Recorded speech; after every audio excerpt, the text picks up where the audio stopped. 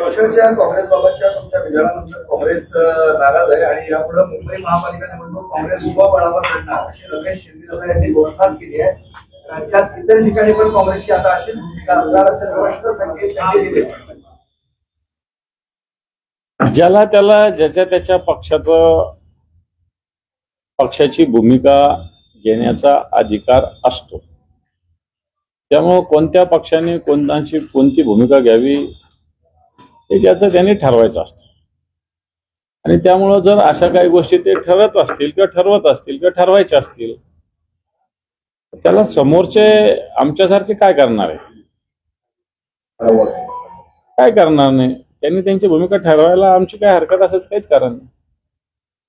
पण महाविकास आघाडी एकत्र होती, येणाऱ्या निवडणुका एकत्र लढणार अशी सगळ्याच पक्षांची तुमचा पक्ष त्यांचा पक्ष होते. या सगळ्यानंतर तुमच्या दोन्ही पक्षांमध्ये मतमतांतरण झाली आणि आता असा निर्णय होतोय तरी महाविकास आघाडीला ब्रेक पडतोय असं कुठेही होत नाही. आता ज्या निवडणुका आहेत इथे मेजॉरिटीनं ठिकाणी बहुसंख्य ठिकाणी महाविकास आघाडी झालेली आहे. कारण एकाच एक उमेदवार स्थानिक राजकारण जर बघितलं तर सगळ्या ठिकाणी भारतीय जनता पार्टी असेल, शिंदे गट असेल यांच्या विरोधात सगळीकडे महाविकास आघाडी होतीये. आणि ही महाविकास आघाडी या ज्या महायुती भ्रष्टाचारी महायुती आहे याला तोड उत्तर देण्यासाठी मला असं वाटतं सज्ज झालेली आहे. मी मांडलेली भूमिका ही जागा वाटपातील दिरंगाई किंवा वेळ,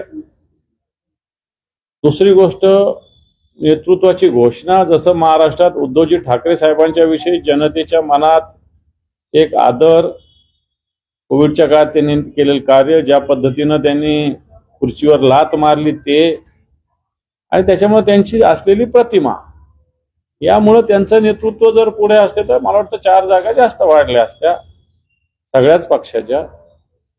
आणि तसंच आता काल आम्ही म्हटलं की तेजस्वी यादव ज्यावेळेस राहुल गांधींचा किती मोठा प्रचंड दौरा झाला, 16 दिवसाचा दौरा होता, प्रचंड मोठ्या प्रमाणावर मॉब सगळीकडे होता. आणि त्याच काळात जर या गोष्टी घडल्या असत्या तर आणखी चांगलं झालं असतं.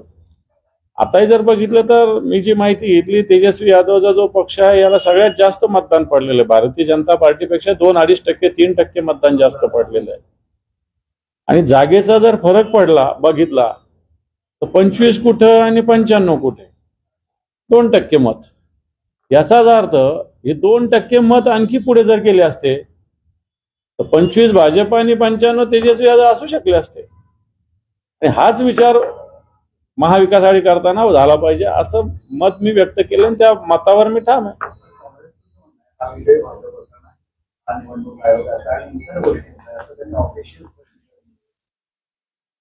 बघ, कधी ना कधी तर लढाई लढावंच लागेल ना या सगळ्या विषयी. चला निवडणूक आयोगाचा जरी असेल तरी याच्याविषयी लढा द्यावाच लागणार आहे. याच्याविषयी लढा देण्याची आवश्यकता आहे. त्याच्यामुळं आपण असं म्हणून कार्यकर्त्याचं मनोबल कमी करतो असं मला तरी वाटतं. निश्चित मतमोजणी असेल, मतदान असेल, या प्रक्रियेत गोंधळ आहे, प्रशासनाचा दबाव आहे, परंतु शेवटी कार्यकर्ता असेल, जनता असेल, याला आत्मविश्वास देण्याची जबाबदारी ही नेतृत्वाची असते. आणि मला असं वाटतं तो दिला पाहिजे असं माझं तरी व्यक्तिगत मत आहे. सत्ताधारी सध्याची राज्यातली स्थिती आणि विरोधी पक्षाची सगळ्यांची स्थिती पाहता सगळे एकत्र यावं असं मनोमन सगळ्यांना वाटतंय. पण एकमेकांचा अशा पद्धतीने तुम्ही स्वतंत्र लढा वगैरे परिणाम काही होणार नाही असं वाटतं का तुम्हाला? असं नाही. आता ह्या नगरपालिका, महापालिका, जिल्हा परिषदा या स्थानिक निवडणुका आहेत. त्याच्यात कार्यकर्ते सगळ्याच पक्षाचे यांच्या तीव्र इच्छा असतात. आणि सगळ्यात महत्वाचं, मागच्या काळात निवडणुकींना तब्बल 3-4 वर्ष, याचाच अर्थ 2 निवडणुकाचं पेंडिंग त्याच्यामुळे एक आधीची पिढी आणि आता एक नवीन पिढी या सगळ्या निवडणुकांना इच्छुक आहे. तेव्हा राजकीय पक्षांना त्यांच्या इच्छेला मुरड घालणं हे अवघड जातं. आणि म्हणून स्थानिक निवडणुका वेगळ्या असतात, विधानसभेच्या वेगळ्या असतात आणि लोकसभेच्या वेगळ्या असतात. तर स्थानिक निवडणुकांमध्ये सगळ्याच पक्षांनी ज्याच्या त्याच्या स्तरावर, स्थानिक स्तरावर निर्णय घ्यावा असं ठरवलेलं आहे. आणि त्या पद्धतीनं जर आम्हाला वाटलं त्या ठिकाणी महाविकास आघाडी व्हावी, एखाद्या ठिकाणी नुसतं काँग्रेस सोबत आहे, राष्ट्रवादी सोबत नाही, एखाद्या ठिकाणी फक्त राष्ट्रवादी सोबत आहे शरद पवारांची, काँग्रेस सोबत नाही, अशा सुद्धा गोष्टी काही ठिकाणी आहेत ना. त्यामुळे स्थानिक स्तरावर अशा गोष्टी होत असतात. मुंबई महापालिकेचा उदाहरण धरलं तर तसंच महाराष्ट्रात वेगळ्या महापालिका आहेत, जिल्हा परिषद आहेत, इथे काही परिणाम जाणवणार नाही का? किंवा काँग्रेस, शिवसेना, तुमची शिवसेना, राष्ट्रवादी, शरद पवार ही एकत्र येऊन लढल्यानंतर होईल ना फरक. शेवटी एकत्र लढल्याचा परिणाम होतच असतो. परंतु मुद्दा हा होता की निवडणुकीच्या 2 दिवस आधी जागा वाटप करायला काही अर्थ नसतो. निवडणुका जाहीर व्हायच्या आज सगळ्या पक्षाचा अभ्यास झाला पाहिजे आणि कोणी कोणत्या जागा लढवायच्या ते ठरवलं पाहिजे. हा मुद्दा मी वारंवार मांडतो. मी काय महाविकास आघाडी होऊ नये असं मी म्हटलेलं नाही. मी असं म्हटलेलं आहे की निवडणुका आता महानगरपालिका जानेवारीत होणार आहे ना, चला आता 1 नोव्हेंबर एंड पर्यंत, डिसेंबरच्या स्टार्ट पर्यंत आपण बसलो पाहिजे, जागा वाटप केलं पाहिजे अन्य ठिकाणी. तसंच जिल्हा परिषदेनं केलं पाहिजे. नाही तर आपण फॉर्म भरण्याच्या शेवटच्या दिवसापर्यंत जागा वाटप करतो, कार्यकर्त्यांना वेळ मिळत नाही, सगळ्या गोष्टी साधना असतात, बाकी जनतेचा संपर्क असतो, कार्यकर्ते जागा वाटपाच्याच गोंधळामध्ये अडकलेले असतात. आणि वाटतं या प्रक्रियेला कुठेतरी ब्रेक दिला पाहिजे या सगळ्या महाविकास आघाडीमध्ये. नगरपालिकेला सध्या काय मग आघाडी केलेली काय? काही ठिकाणी आघाडी आहे, काही ठिकाणी स्वतंत्र आहे. आघाडी व्हावी असा पूर्णपणे प्रयत्न आम्ही करतोय, पण नाही झाली तर स्वतंत्र लढावं लागेल, हे तितकंच खरं आहे. किती टक्के जागांवर तुमची आघाडी झाली असं म्हणून आता महायुतीने असं सांगितलं की 50% जागांवर त्यांची महायुती झालेली आहे, 50% ते वेगळे लढतात. तुमचं काही नाही, आमचं त्याच्यावरती झालं. आमच्या जवळपास 70-75 ठिकाणी महाविकास आघाडी होतीये. मी तुम्हाला उद्या सकाळी पूर्ण चित्र मराठवाड्याचं तरी क्लिअर सांगू शकेल. महाराष्ट्राचं माझ्याकडे सध्या माहिती नाही, पण तो मराठवाड्याची पूर्णच्या पूर्ण 52 नगरपालिका नगरपंचायतीची माहिती मी उद्या तुम्हाला देऊ शकेल. परंतु ओव्हरऑल सगळ्या ठिकाणी 2-4 ठिकाण सोडलं तर महाविकास आघाडी होतीये, एवढं मी तुम्हाला 100%. काँग्रेस वंचित सोबतची बोलणी सगळी चालू आहे. काँग्रेसची नांदेडची घोषणा केलेली, बाकी ठिकाणी पण त्यांच्यासोबत शिवसेना असणार आहे का सगळ्या? काँग्रेसच्या वाट्याची जागा काँग्रेसने कोणाला दिली तर आम्हाला काय करायचं त्याच्याशी? काँग्रेसच्या वाट्याची आलेली जागा, समजा आमच्या जागा वाटपात 100 जागेपैकी समजा 25 जागा काँग्रेसला आल्या, त्यांनी त्यातल्या 5 जागा 10 जागा वंचितला दिल्या, तर आमचं काही अडचण असायचं काही कारण नाहीये. आमच्यातला शेअर द्यायचा की नाही द्यायचा ठरवणं तो आमचा अधिकार राहील. परंतु काँग्रेसच्या याच्यातला शेअर काँग्रेस द्यायला काही आमचं काही कुठं अडचण असायचं काहीच कारण नाही. वंचित सोबत घ्यायला तुम्हाला काही हरकत नाही. हे पहा, ह्या स्थानिक निवडणुका आहे, मी वारंवार सांगतो. याच्यात आम्ही फक्त एवढं ठरवलेलं आहे की जे सत्ताधारी पक्ष आहेत यांच्याबरोबर कुठे अलायन्स करायचं नाही, एवढं आमचं स्पष्ट धोरण आहे. सत्ताच्या विरोधामध्ये काही धोरण आहे का? आपण सत्ताच्या विरोधामध्ये कोणत्याही व्यक्तीविरुद्ध आमचं धोरण आहे. आमचं धोरण विचाराच्या विरुद्ध आहे. कोणती व्यक्ती असो, ती कशी असो, त्याच्या व्यक्तिगत याच्यात आम्ही जाणार नाही, भले अब्दुल सत्तार जरी असले तरी. हा, पण हे जे सत्ताधारी पक्षाची जी विचारसरणी आहे, तत्व आहे, सगळं संविधान असेल, लोकशाही असेल, हे गुंडाळून ठेवणं असेल, सत्ता संपत्तीचा वापर असेल, या विचाराच्या विरुद्ध आम्ही एकत्रित येत आहोत आणि येत राहू. तुमचे उमेदवार असं आहे की कालच्या विजयानंतर भाजपचे नेते असं म्हणतायत, बिहार को झाकी, मुंबई अभी बाकी, महाराष्ट्रातली जनता तुम्हाला धडा शिकवायला सज्ज झाली आहे. बिहारमध्ये काय शिवसेना इलेक्शन लढायला नव्हते गेले, मुंबईत शिवसेना, एवढं लक्षात ठेवा मला.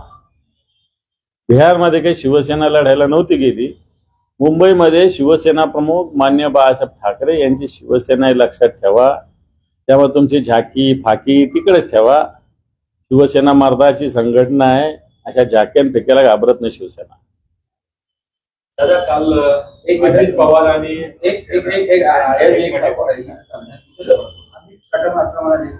डाकू आहेत, गणपती लुटणाऱ्याला डाकू म्हणतात, मुंबईकरांच्या संपात्या लुटणारे डाकू आहेत. अजितदादा कोण आहे जरा एकदा सांगावं त्यांनी. एकनाथ शिंदे कोण आहे जरा सांगावं त्यांनी. आणि अमित शहा सुद्धा कोण आहे जरा एकदा सांगावं. मी काही त्यांच्या नेत्याविषयी खालच्या स्तरावरचे शब्द वापरणार नाही, परंतु ते कोण आहेत एवढंच सांगावं. अजित पवार आणि अमित शहा यांची माघारी भेट झाली. जरी बिहार निवडणुकीवर ही भेट मांडण्यात आली असली तरी पार्थ पवार प्रकरण नक्कीच चर्चेला गेलं असेल. आणि तुम्ही सांगितलं होतं की अजित पवार देखील सत्तेतून बाहेर पडण्यास तयार आहे. कसं बघताय भेटीत? पण अजित पवार अमित शहाना काही निवडणुकीच्या शुभेच्छा द्यायला गेले नव्हते. भेट काही एका दिवसात लगे बिहारचा निवडणूक लागली आणि अमित शहा अजित पवारांना भेटणार आहे असं नाहीये. भेट पूर्वनियोजितच असेल. हे पार्थ पवाराचं प्रकरण आहे, हे पूर्ण देश पातळीवर गेलेलं आहे. त्याच्या ज्या पद्धतीनं 1 रुपयाचाही व्यवहार न करता असं ते म्हणतात, सरकारची जमीन पार्थ पवारच्या कंपनीच्या नावावर करण्यात आली. मला वाटतं हे तर दिव्यच आहे. खरं तर याच्यावर मीडिया असेल का पेटून उठत कळत नाहीये. रुपया न देता 1800 कोटीची जमीन पार्थ पवाराच्या कंपनीच्या नावावर ट्रान्सफर होते. हे तर बरं, त्याला मुद्रांक शुल्क नाही. आता मुद्रांक शुल्क हे पहा, गिफ्ट डीड जरी असलं एखादं गिफ्ट तरी हे परत करायचं तर मुद्रांक भरावा लागतो. तुमच्या माहितीसह सांगतो, गिफ्ट डीडला सुद्धा मुद्रांक भरावा लागतो. हा तर व्यवहार आहे, व्यवहार. आणि तोही सरकारी जमिनीचा व्यवहार केला जातो. मला सांगा, सरकारी जमिनीचं 5 रुपयाचं नुकसान केलं तरी गुन्हा दाखल होत असतो. 1800 कोटीची प्रॉपर्टी अजित पवाराच्या मुलाच्या कंपनीच्या नावावर होते आणि त्याला भारतीय जनता पार्टी फार गोष्टी करते साधन शुचितेची. हे भ्रष्टाचाराला प्रोत्साहन नाही तर काय. आणि म्हणून अजित पवार याच्याविषयीच खुलासा करायला गेले असतील. बाकी काय बिहारच्या निवडणुकीत अजित पवारांचा काय संबंध आहे? पुणे जमीन, एक मिनिट, पुणे जमीन प्रकरणी आता वडेट्टीवारांनी पत्र लिहिलंय असं सगळ्या त्यांचं म्हणणं आहे की ही जी समिती नेमली आहे ही निष्पक्ष नाही. करावी आणि निष्पक्ष समिती याबाबत चौकशीसाठी करावी. हे सत्य आहे, ही समिती निष्पक्ष नाही. या समितीत ज्यांच्याकडे अधिकार होते, ज्यांनी ही फाईल हँडल केली असेच लोक या समितीत आहे. आणि ते काही स्वतःच्या विरोधात अहवाल कसे बनवणार? मीच चोरी केली आणि चौकशी समिती माझीच नेमली तर मी थोडी म्हणणार आहे की मी चोरी केली. त्यामुळे ही समिती निष्पक्ष नाही, हे स्पष्ट वडेट्टीवार बोलले, हे खरं बोललेले, सत्य बोलले, हे भूमिका बरोबर आहे. आदर्श घोटाळा होता. तत्कालीन मुख्यमंत्री अशोक चव्हाण यांचा राजीनामा घेण्यासाठी विरोधी पक्ष असलेला भाजपने दबाव निर्माण केलेला होता. आता दुसरीकडे अशोक चव्हाण त्यांच्या सोबत आहेत आणि अजित पवार यांच्या संबंधी त्यांची अतिशय शांत भूमिका पाहायला मिळते. काय करायला पाहिजे? ही शांत भूमिका नाही. हे मित्र पक्ष, ज्याला कुबड्या अमित शहा साहेब म्हटलेले आहे मुंबईत येऊन, त्या कुबड्यांना आपल्या कानाखाली ठेवणं, आपल्या अखत्यारीत ठेवणं, दिल्या भाकरीचा आणि सांगितल्या कामाचा राहा म्हणणं, याच्यासाठी अशा या गोष्टीचा वापर भारतीय जनता पार्टी करते. राजीनामा मागायला पाहिजे. राजीनामा, कारण मुख्यमंत्री असं राजीनामा मागायला नाही, राजीनामा त्यांना या मंत्रिमंडळात कुठली जागा नाही दिली पाहिजे अजित पवारांना. कारण एवढं मोठं प्रकरण होतं, हे काही त्यांच्या नावाच्या वापराशिवाय थोडी होतं. बरोबर. हो, मागच्या आठवड्यात मुंबईमध्ये असे बॅनर लागले होते, जो ठाकरेंचा सेवक तोच नगरसेवक. त्याला उत्तर आता भाजपनं दादर परिसरामध्येच दिलेलं आहे. त्याच्यावर लिहिलेलं आहे, परिवाराचा नाही तर मुंबईचा सेवक तोच नगरसेवक. ज्यांनी ही मुंबई मराठी माणसाच्या ताब्यातून काढण्यासाठी पूर्ण प्रयत्न केलेले आहे. मुंबईचा हिऱ्यांचा व्यापार सुरतला नेलेला आहे. मुंबईचे अनेक शासकीय गव्हर्नमेंटचे केंद्रीय कार्यालय गुजरातमध्ये नेलेले आहेत. वाटतं त्यांनी मुंबईचा कळवळा करणं, वाटतं पुतना मावशीचं हे प्रेम आहे. मुंबईमधील युवनाचं डम्पिंग ग्राउंड आहे. त्या ठिकाणी काही नशेखोर जे आहेत ते ड्रग्ज विक्री करतात, खरेदी करतात असं समजतंय. त्या ठिकाणी वार्ताहरांसाठी गेलेल्या लोकशाहीच्या प्रतिनिधीवर हल्ला देखील करण्यात आलाय. म्हणजे डम्पिंग ग्राउंडचा उपयोग नशेखोरी आणि अशा प्रकारच्या रॅकेट चालवण्यासाठी केला जातो. होत असेल काही ठिकाणी. कॉर्पोरेशन म्हणजे महानगरपालिकेने तिथं लक्ष देण्याची आवश्यकता आहे आणि पोलिसांनी सुद्धा लक्ष देण्याची आवश्यकता आहे.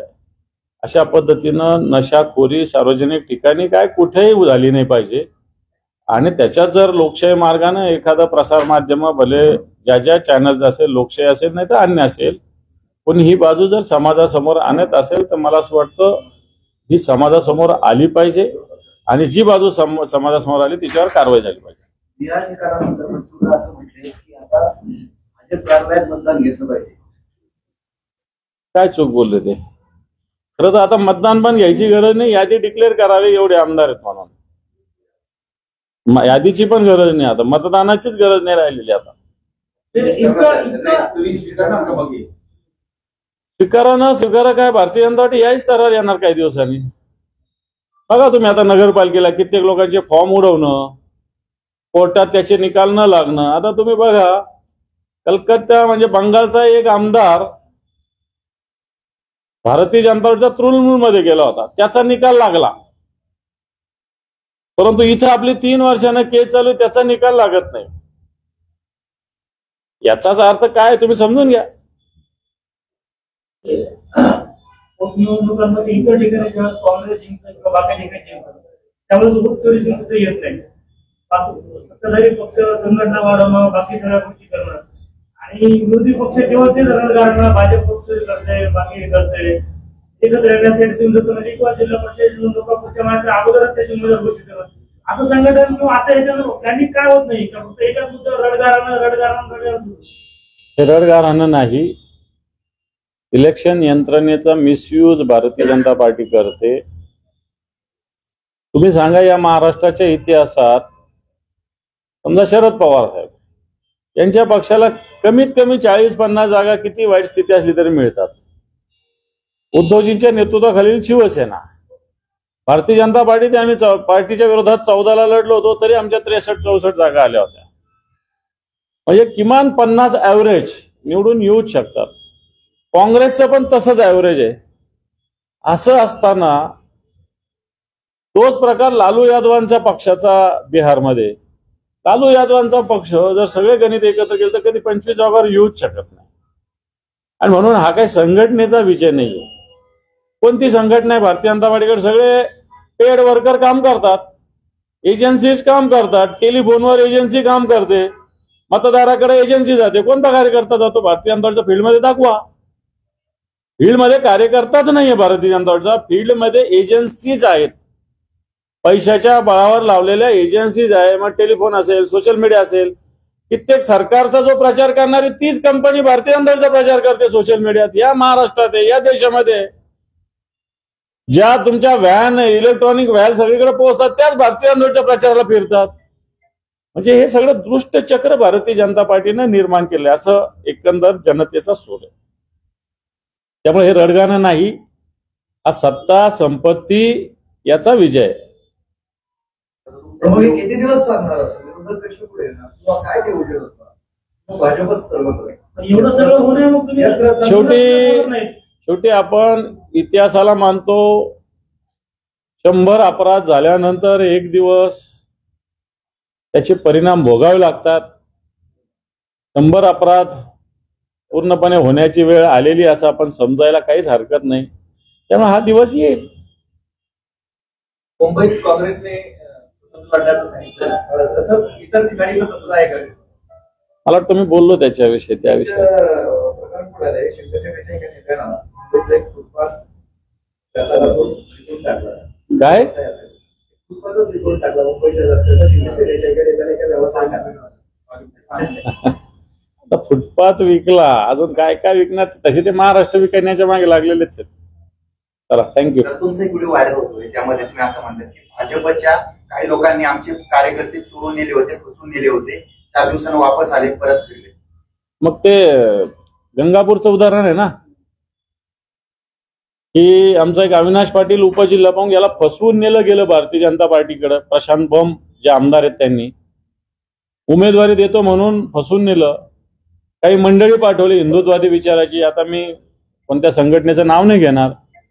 सकाळी सकाळी त्याच्या घरी गेले, तू चांगला आहे, तू असा आहे, त्याच्यावर असं वेगळ्या पद्धतीनं हिप्नॉटिझम टाईप केलं आणि त्याला घेऊन गेले आणि त्याला कुठंच न जाऊ देता त्याला गळ्यात उपरनं घालून टाकलं भारतीय जनता पार्टीचं. तुला अध्यक्षाची उमेदवारी देतो म्हटलं. तो 2-3 दिवसानं ठिकाण्यावर आल्यावर त्याला त्यांनी सांगितलं की अध्यक्ष तू नाही, दुसरा आहे. आणि तो तसा पाहायला गेला तर शिवसेनेचं निष्ठेनं काम करणार निष्ठावान शिवसैनिक आहे. आता आमचा एक रांजणगावचा एक कार्यकर्ता, भारतीय जनता पार्टी एवढी मजबूत आहे तर मग आमच्या कार्यकर्त्याच्या मागे काय लागते? इथून हा फोड तिथून तो फोड. जर आता तुम्ही कोणतरी मुद्दा पसरले एवढं संघटन आहे, मग आमच्या कार्यकर्त्याच्या मागे का लागतात? आमचे कार्यकर्ते का फोडण्यासाठी हे करतात? का करतात? जर तुमचं एवढं संघटन मजबूत आहे, तुमच्या एवढे देशात राज्यात सत्ता आहे, तर मग तुम्हाला तुमचा कार्यकर्ता सुद्धा निर्माण करता येत नाही. हे समूह तोडण्यासाठी काय करणार आता तुम्ही? जादू तोडा, समूह, whatever जे काही असेल. होईल जनता याला उत्तर देईल. हे पहा, याच भारतीय जनता 200 त्यांनी 300 केले ना, 300चे 2 वर पुन्हा येऊ शकतात. काँग्रेसचे 400चे होते तर काँग्रेसची 40 वर आली होती, पुन्हा 100 वर आली. मला वाटतं तसं हे सगळं या लोकशाहीत होईल. याची तुम्हाला कुठं आपण अडवलं असं करायचं, तसं करायचं. कुठे आहे आमच्याकडे पैसे? कुठे आहे साधन? कुठे आहे अधिकारी? आमच्या हातात आहे का? सत्ता आमच्या हातात आहे का? ती कुठे आमच्या हातात आहे? मग ती हातात कुठे आहे? तसं त्यांच्यासारखं वागत नाही ना आम्ही. त्यांच्यासारखं वागत नाही ना. कलेक्टरला काय आम्ही आमच्या घरचं काम नाही सांगत. महापालिकेच्या आयुक्ताला काय आमच्या पोराबाळाचे कपडे आणून द्यायला, सामान आणायला नाही सांगत आम्ही. महापालिकेच्या आयुक्ताला आमच्या घरी येऊन टेंडर मंजूर करायला नाही सांगत आम्ही. सांगितलं आम्ही कधी? आता ते चालू आहे.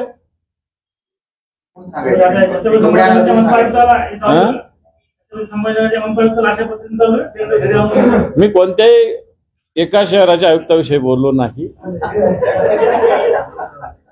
मी ओव्हरऑल कलेक्टर आयुक्त काय ड्युटी करतात त्याच्याविषयी सांगितलेलं आहे. तुम्ही मंत्र्यांच्याकडे जाऊन बघा, पालकमंत्री असतील, इथलेच नाही सगळीकडचे, उपमुख्यमंत्री बघा, कसं चापलुसी करत असतात. अशी चापलुसी, अशी उजरेगिरी कधी कोणत्या अधिकाऱ्यांनी या महाराष्ट्रात कधी केलेली आम्ही पाहिले नाही. अधिकारी ताठमानेनं होते, पण आता सत्ताधारी पक्षाच्या लोकांनी यांची सगळी मान खाली केलेली आहे. हे लोक सरकारचं पटीक म्हणून काम करतात. आदित्य ठाकरे इथं आल्यानंतर सुद्धा त्यांना आयुक्तांनी घरातच बोलवलं होतं, घरी बोलवलं होतं. घरी बोलवलं होतं. आदित्य ठाकरेंनी त्यांनी स्वतःकडे नाही बोलवलं, आदित्य ठाकरेंना त्यांनी घरी बोलवलं होतं. हा, आता ह्या लोकांना ते आयुक्त घरी नाही बोलवत, आयुक्तालाच हे यांच्याकडे बोलवून घेतात. मंत्री असताना बोलवलं होतं या घरी. मग घरी बोलवलं होतं तर गेले ते सन्मानानं. ते काय असं बाकीच्यांसारखं नाही केलं त्यांनी की नाही तू माझ्या घरी आहे, माझं हे कर ते कर, असं नाही केलं कधी.